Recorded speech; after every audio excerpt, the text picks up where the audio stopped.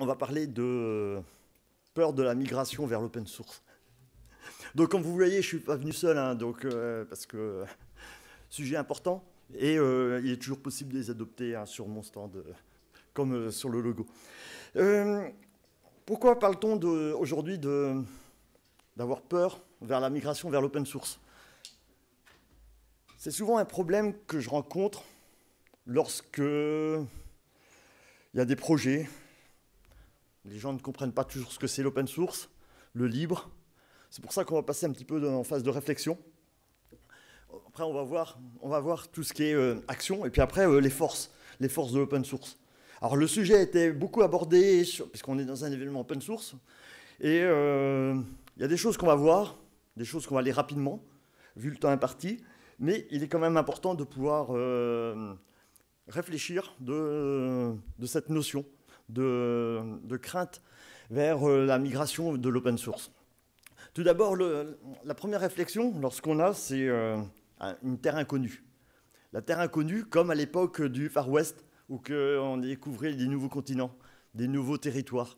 Et là aussi, l'open source peut, même que ça existe déjà depuis de nombreuses années, 20 ans, 25 ans, dans les années 70, on en parlait déjà, mais c'était sous un autre nom. Aujourd'hui, on parle de différence avec du logiciel propriétaire, sous licence, sur licence libre. Et là, on arrive sur des territoires qui peuvent être obscurs parce qu'ils ne sont pas toujours bien connus. Mais on est là pour en parler. Lorsqu'on parle d'open source, souvent c'est orienté sur du web. Et lorsqu'on parle de web et qu'on suit les informations, souvent on peut avoir peur. J'ai le cas souvent dans la famille qui, quand ils regardent, ils m'appellent en me disant « T'as vu, il y a une nouvelle faille de sécurité, il y a un nouveau problème, il y a ceci. J'arrête l'ordinateur, je coupe tout et je me sauve. » Donc non, il y a des choses quand même à faire, il faut avoir quand même confiance. C'est pour ça que l'open source est quand même important à prendre. Lorsqu'on parle d'open source, au début c'est pour faire des applications. Mais étant donné qu'on est sur du web, on va plus parler de web apps. Les web apps, des web applications.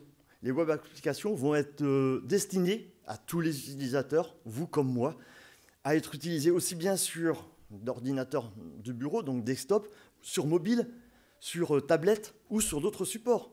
L'IoT, la réalité virtuelle, réalité augmentée et tout ce qu'on en veut. Donc, maintenant, quel que soit votre choix, votre orientation ou votre utilisation, il faut penser que tout passe à travers le web.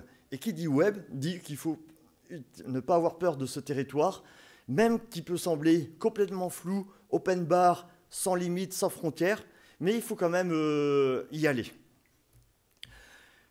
Quand on a peur de l'open source, à part éteindre la machine et puis dire stop, j'arrête et puis je fais plus rien, souvent les prérequis sont des faux propos. Parce qu'on ne connaît pas. On n'ose pas le faire parce qu'on ne connaît pas ce qu'il va y avoir. Les freins, comme on peut voir. Mais l'open source, c'est surtout que le code est ouvert. Et l'autre frein, lorsqu'on parle de code ouvert, c'est que si on le commit, qu'on le partage avec d'autres, d'autres vont pomper mon code. J'ai eu le cas il n'y a pas longtemps où que quelqu'un me disait non, mais je me mets en mode privé, j'ai pas envie qu'on me pompe mon code. C'est son choix. Mais le truc, c'est qu'il demandait de l'aide utilisateur plus de l'aide support assez poussé, mais s'ils ne partagent pas, on ne peut pas utiliser nos outils pour analyser automatiquement en ligne. Donc c'est aussi la crainte de partage du code peut être un frein. Mais je vous rassure, lorsqu'on partage du code succinct, on peut anonymiser, on peut réduire. Anonymiser, c'est enlever certaines fonctionnalités sensibles. Lorsqu'une application se connecte à une base de données, le login, mot de passe et puis le nom du serveur, on n'a pas besoin de l'avoir. On met des champs variables en mettant dans le README et on explique. Donc là, on arrive sur une application anonymisée. La personne qui va aider, qui va apporter son aide, est capable de pouvoir rajouter la configuration de son environnement. Il y a aussi que l'open source s'appuie sur les notions du logiciel libre, qu'on verra tout à l'heure. Mais l'open source, c'est principalement une roadmap. La roadmap qui est claire, qui est annoncée et qui n'est pas floue. par rapport à d'autres systèmes ou d'autres licences et d'autres distributions. Le gros intérêt d'avoir cette crainte, c'est que, mince, il y a une grosse communauté et qu'on est obligé de parler anglais, mandarin, russe, etc. Parce que l'application, elle se trouve dans le monde entier et il faut un minimum de compréhension. Parce que le support, quand on en parle, bah, c'est tout le temps, c'est non-stop. Et c'est surtout que la communauté est très réactive. La logique de l'open source, c'est surtout qu'on peut redistribuer le code, parce qu'on prend du code, on l'améliore, on le fait évoluer, pour après le distribuer. Donc on soutient. Mais déjà l'utiliser, c'est déjà un bon point. N'importe qui peut s'en servir. Mais nous allons voir ça juste après. Et puis après, il y a aussi les distributions de licences. Je ne comprends pas pourquoi je peux pomper du code venant d'ailleurs, l'utiliser gratuitement, pour après faire de l'argent dessus. Le code, oui, est libre, mais les services d'à côté sont payants. Il faut penser que derrière, il y a des sociétés, il y a des contributeurs qui vivent, ils contribuent pour faire améliorer le produit, qui le partagent, donc n'importe qui peut voir le code, l'améliorer, le faire évoluer de tout ce que l'on veut, et derrière, il y a une solution. Cette solution, c'est qu'on a besoin de formation, on a besoin d'expertise, on a des problèmes de crash, donc toutes les solutions ne sont pas gratuites. L'open source ne veut pas dire gratuit, sinon on passe sur du logiciel libre. Logiciel libre, Firefox, etc., il y en a d'autres qui sont là, et on soutient pour réaliser des solutions ouvertes. Donc, la partie open source, souvent, il peut y avoir des craintes parce que derrière, on ne pense pas que c'est la communauté. Beaucoup pensent à « Allô, je décroche mon téléphone, j'ai un problème, je ne comprends pas pourquoi mon ordinateur ne s'allume pas. » Donc là, derrière, il y a une société parce que c'est le fabricant du matériel. C'est normal. Mais si on appelle quelqu'un qui fait de l'open source et qui est en dehors du projet, il ne va pas savoir répondre. Donc il faut savoir un peu se débrouiller. Lorsqu'on parle d'open source, on parlait de code. Et ce code, c'est la liberté de pouvoir l'exécuter. C'est le pouvoir de l'étudier, de l'améliorer. Et puis bien sûr, de le partager. Ça, c'est la notion, les 4 principes de Free Software, la fondation européenne, qui est là pour faire la promotion du logiciel libre. Mais lorsqu'on parle de logiciel libre, on a une représentation, comme vous le voyez graphiquement, les concepts, c'est tellement énorme, c'est tellement flou, que quand on est dedans, tout est clair. Lorsqu'on voit d'un œil externe, on se rend compte qu'il y a beaucoup de choses, beaucoup de logos, des programmes qui sont exécutés, il y a des développeurs, il y a un cheminement. Donc c'est un écosystème à part entière. Et cet écosystème, oui, c'est nouveau, mais non. Quelqu'un qui veut aller dans ce secteur, il y a tellement de débouchés, c'est comme une ruée vers l'or, c'est la même chose. Il y a des risques de trouver le trésor, et puis des risques de pleurer. Mais quand on pleure, qu'il y a un problème, il ne faut pas avoir peur. Le peur, c'est pour les autres. Il faut y aller, et puis on sait qu'on aura du soutien, on aura de l'assistance. J'ai vu sur Internet comme quoi les tendances de 2020, c'est que les logiciels open source sont de plus en plus présents. Et puis, ils sont aussi de plus en plus complexes. Et la complexité a imposé des rigueurs. Ces rigueurs sont de construire une équipe, comme une entreprise, avec une équipe cœur, un cœur team, qui va être là, et mon moteur, qui va pouvoir définir des roadmaps, qui va pouvoir développer, qui va pouvoir faire une vision du produit, pour ne pas dire que dans 6 mois, on met la clé sur la porte. Le but, c'est d'avoir un produit qui dure sur la durée. Et qui dit qui dure sur la durée, eh bien, il faut penser qu'il faut s'appuyer sur les technologies ouvertes. Une plateforme qu'on va partager. On a SourceForge, on a GitHub, on a GitLab. Tout le monde peut y accéder, tout le monde peut voir le code, ce qui est normal puisque c'est un niveau de partage. N'importe qui peut donner son aide, faire une correction, une amélioration, et puis le redistribuer. Et l'auteur, souvent, il apprécie l'aide. Parce que souvent, des fois, il est tout seul ou ils ne sont pas beaucoup. Donc il manque toujours des ressources.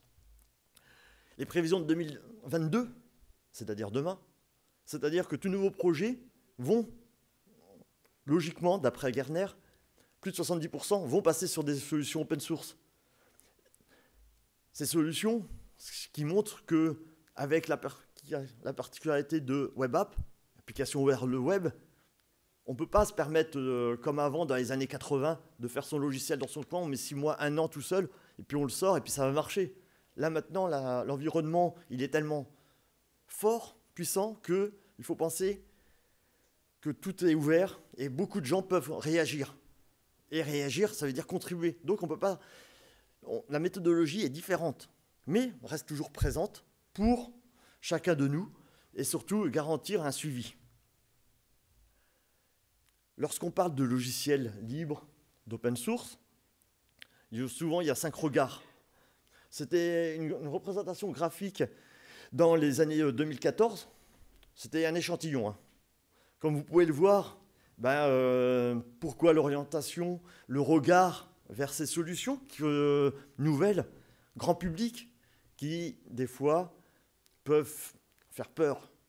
Mais non, il ne faut pas avoir peur de l'inconnu, puisque en 2014, on avait cette vision. Les chiffres maintenant doivent être complètement faussés, sont différents, mais la vision reste toujours les mêmes. Les freins, comme vous pouvez le voir sur la présentation graphique. Au niveau action, souvent, les freins, c'est la méconnaissance des logiciels. Et là, si je vous interrogerais, je vous demanderai quels sont les logiciels. Techniquement, on n'a pas le temps, mais lorsqu'on parle de logiciels libres, sous licence open source, eh bien, quelques-uns que je vous ai mis. Vous avez Firefox, VLC, Wikipédia, Thunderbird, GIMP, KeePass, LibreOffice, 7-Zip, PDF Creator, Blender, GNU. Donc certains de ces produits sont disponibles dans la partie village, donc rencontrez les communautés, n'hésitez pas à aller les voir. Demandez-leur de vous faire une démonstration de leurs produits, si vous ne les avez pas déjà testés. Mais là, n'importe qui a déjà au moins testé. C'est un de ces logiciels. Sans se poser trop la question de est-ce que c'est quelle licence? C'est pas grave, je le télécharge, ça fonctionne, il ne me demande rien, tout va bien. Ce n'est pas d'autres logiciels qui sont limités à 30 jours, etc. Donc pensez que, quel que soit, ou même à votre insu de plein gré, de pouvoir dire, bah si, j'utilise des logiciels open source, j'utilise du libre. Donc, j'ai pas peur, j'ai confiance en eux. Ce sont des produits qui sont courants, qu'on a l'habitude de voir ou d'entendre dans les articles, dans la presse écrite, radio, etc. Donc, il faut y aller. Mais par contre, on est des professionnels dans ce salon. Et les professionnels, il ne faut pas les oublier. Parce que les professionnels, eux aussi, ont besoin. Ils ont besoin d'avoir une fiabilité de logiciels open source, de logiciels qui, s'ils peuvent économiser quelques euros au niveau licence, ils vont dire pourquoi ne pas utiliser la version gratuite. Oui, puis après, derrière, ils vont se faire accompagner. C'est pour ça que les professionnels sont aussi un important frein ou acteur de la communauté. Il y a des sociétés, comme beaucoup qui sont présentes aujourd'hui avec leurs différents stands, n'hésitez pas à aller les voir. Ils proposent des accompagnements, des technologies, des choses vraiment bien précises pour vous dire, non, l'open source, c'est un produit, c'est une tendance. La tendance existe déjà depuis de nombreuses années et ne va pas chuter, aller dans une courbe montante. Donc, je vous dirais, n'hésitez pas à aller voir le parti open source. L'open source, vous allez vous en servir et puis, entre guillemets, vous allez en manger. Lorsqu'on parle d'open source, on va s'orienter sur une architecture d'application, parce qu'une architecture open source doit se connecter au web. Quand on part sur une notion classique, avec un serveur, une connexion à une base de données, des web services, des accès de contrôle, des services d'authentification, du SSO, de tout ce que l'on veut, donc beaucoup de connexions. Donc en gros, on arrive sur un cœur et tout plein de services tout autour, pour pouvoir quasiment faire un portail. Et bien entendu, lorsque une architecture open source est en place. On ne va pas rentrer dans les détails parce que faute de temps, mais souvent une application va être à destination avec du cloud, d'objets connectés, de l'outil, etc., la réalité virtuelle. Donc tout ceci, c'est l'architecture. Mais pour coordonner tout ceci, ben on va s'orienter sur du Cloudflare, non, du middleware, pardon. Du middleware, c'est-à-dire qu'un cœur central, et le cœur central va pouvoir communiquer. Et chaque niveau, aussi bien front, milieu, back, communication avec la base de données, les services, tout ça, on peut rajouter en open source, ce qui permet de pouvoir gérer, contrôler et s'appuyer sur la communauté. C'est-à-dire que souvent, moi je suis très friand d'utiliser un environnement AMP. J'ai fait l'abstraction de l'OS, Linux, Windows, Mac, mais on peut ajouter dessus du Git, un compilateur à la volée avec du PHP. On peut faire du NewSQL. Le NewSQL, c'est du NoSQL mélangé avec du SQL, base de données relationnelle. On peut tout faire en même temps, tout ça. On peut associer avec un framework, un CMS comme Drupal. C'est un exemple. En base de données, oui, on peut avoir des bases de données propriétaires, sous licence.